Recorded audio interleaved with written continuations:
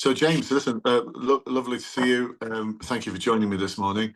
Um, I just wanted to, one, congratulate you on your success and hear a little bit more about that success. And yeah, just tell me a story, really, and ask some questions if I can. And hopefully, we can use some of this as a testimonial, if that's okay.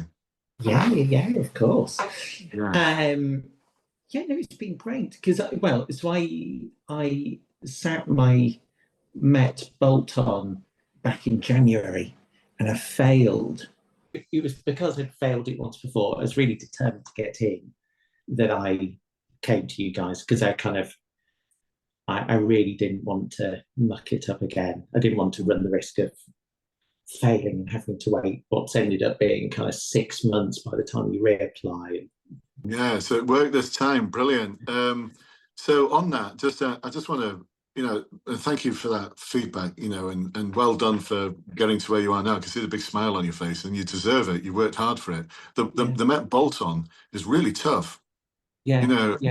It's not an easy ride, is it? Having done it once before and then spent, it's amounted to 6 months of being absolutely terrified of what was coming at me again. Was the trawled back through your YouTube channel trying to find like little grains here and there. Watched every video that I can find. So really like a deep dive. But it's definitely. Yeah. Oh, good. Well, we do try and push you a little bit there. So, on some of the things you said there, if you don't mind probing a bit deeper, you talked about the interview being quite formal almost. And one of the things I see a lot in the Facebook group, and if anyone's watching this, they're going to, they're only watching this if they've joined the Facebook group. So how did you find, working with Raj, how did you find him in his support for you to prepare you for the interview? Because you'd failed it before. It's like, how did I fail that? But this time, how did you find that support for you? Raj was terrific. He was really, really friendly. And yeah, he was great. I mean, he was great in that he also kind of at times was like, "Oh, is he just telling me what I want to hear?" Sort of thing. But he was great at building up my confidence, thinking, "Oh, okay, well, actually, no, it's it isn't that crazy. It's hard, but it's well within my abilities here. We should be able to do this." He was really good at kind of going through bits with me, and very, very generous with his time, really helpful. If I messaged him when I had some feedback from them, and he quickly gave me a quick call to say, "Oh, that's fine. Don't worry. Yeah, we've gone through it all. You've got it." Yeah. Right. Awesome, brilliant. And to what extent do you feel that we showed you a lot of systems and processes and the way to deal with the written exercise and how to present the briefing and what to include. What sort of difference do you feel that made in terms of your performance the second time round? Went in feeling like I had a plan in my head. So when I went back the second time, I had kind of devised my own variation on that theme. I'd kind of gone in thinking, okay, actually, what I'm going to do is I'm going to draw. The examiner thought I was off my head, so then I could quickly go through, essentially doing exactly what you were saying to do. Yeah, you always think, oh, this is just common sense, but you only realise it's common sense once someone's actually enabled you to know and understand how things like the Eisenhower matrix work. So what you did there was great because you've adapted our system, you've applied the system, but in the context of where you were in terms of I've only got 3 sheets of paper, whereas other forces might give you a lot more. So it's great to hear that you've been able to apply that system in their context. So that's really, really good to hear. No, it's fantastic, James. That's great to hear. I suppose really one thing I'm always interested in, I call it the one thing. It's a phrase I've used for years, like what's the one thing? So what would you say is the one thing that we did for you that made the biggest difference? Oh, good question. Because actually there'd been a few, like all right, I'll give you three. I'll give you 3 ones. Because I was thinking, even my very first I, is it Debbie who maybe who had spoken to just like Yeah, your kind of like vetting of yeah, even my first phone call with her when I was like, yeah, I'm feeling 80% confident here of passing it next time around, but there's that 20% niggle of doubt. I'm like, God, do I really want to wait another 6 months over that 20%?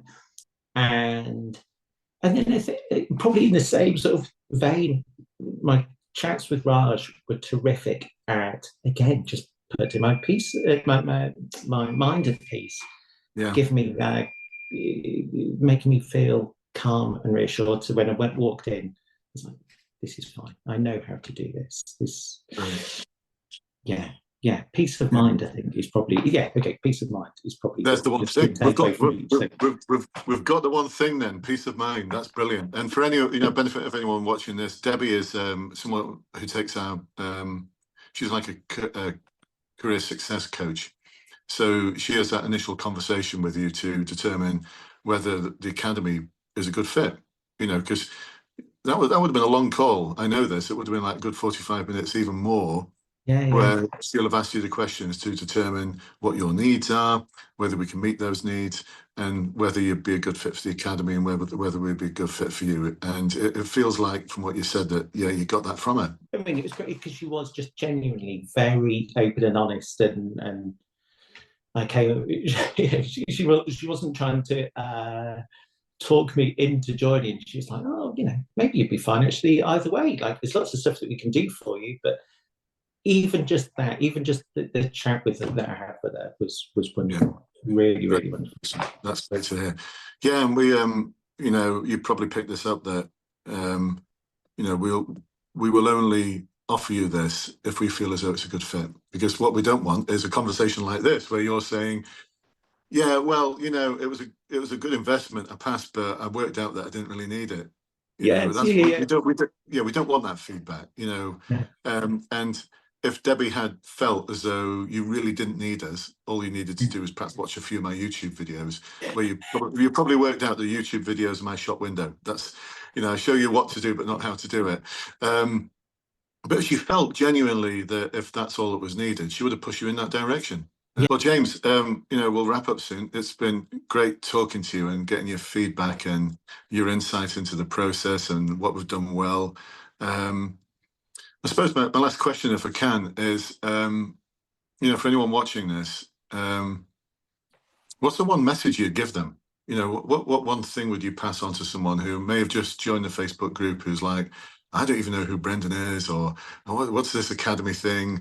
What's going on? There's so much, because there's so much new stuff there. It could be a bit overwhelming. What's the one message you'd give them? Oh, I think the process is so protracted, so drawn out. At least it is in the Met, that you really owe it to yourself to come give yourself the best opportunity, the best opportunity to succeed in it that you can, because it is hugely protracted. And if, like me, you end up failing at one of the hurdles, having to go back is a painfully slow process. And when you kind of go in on the day and you're kind of chatting away to the other candidates, it was amazing how confident I felt going in, realizing just how well prepared I was when I went back in the second time, having spent some time chatting away with Raj. Being well prepared was fabulous. That's great to hear. Awesome. I love that. That's fantastic. And by the way, it's not just the Met that have a long, protracted process. Every force does. Some are even longer. And you failed first time and got told it's 3 months. Some forces, it's 6 months. Some forces, they just don't even tell you. It might be 6 months, but it's only 6 months if they're actually still recruiting. Like the Met are recruiting all the time at this moment in time. Other forces, they say come back in 6 months, and you come back in 6 months, and it's like they're not even open for recruitment. So, yeah, what you've just described there in terms of this long, protracted process, I think the longest I've seen anyone take to get in, and this is one of our clients who got through everything first time, was just under 3 years. This was Great. before COVID, before Uplift. I'm not going to mention the Force because the Force has got their act together now, but they were putting people in this talent pool that was so much, so long. He got in touch with me and said, at last I've got my start date, but I've just realized from the day I applied to my start date, I could have gone to university and got a degree. Yeah, So, yeah, so yeah, it can be protracted. And I think what you say there about giving yourself the best opportunity to get things right first time. yeah, yeah, yeah, big time. You know, But awesome. hopefully, onwards and upwards. Yeah, brilliant. Let's Well, listen, respect it. I've got some good news and bad news for you, James. Just to sort of wrap up on, which would you like first? Give us the bad news first, then we can. Well, the bad news is people like Raj and Andrea and Catherine and myself and the rest of the team, you're stuck with us now. That's it. The good news is you're stuck with us for a long time. So, look, James, you're part of our alumni now.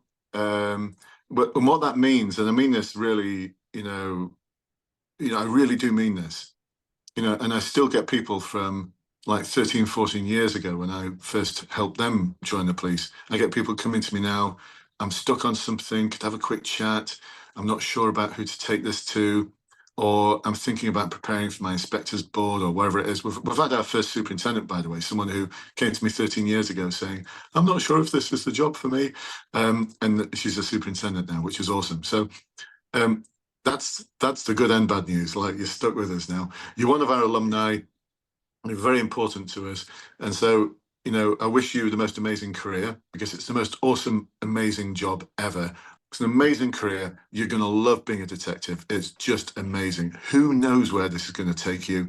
But the thing to say, James, is we're always here for you. If you're ever stuck on anything, reach out to us. We can't replace your management, but if you're ever stuck on anything at all, or you need a bit of guidance, we're there. We're there for you, James. So Much lovely appreciated. to meet you. You And too. I'm sure at some point in the future in the alumni group and some of the webinars that we'll be running there in the future, our paths will cross. But until then, Hopefully. let us know when you start. We'd love to see some photographs Yes, from your passing out parade. And yeah, onwards and upwards from there. James, cracking. lovely to see you, meet you, and I'll catch up in the future. Bye bye for now. Cheers. Take care.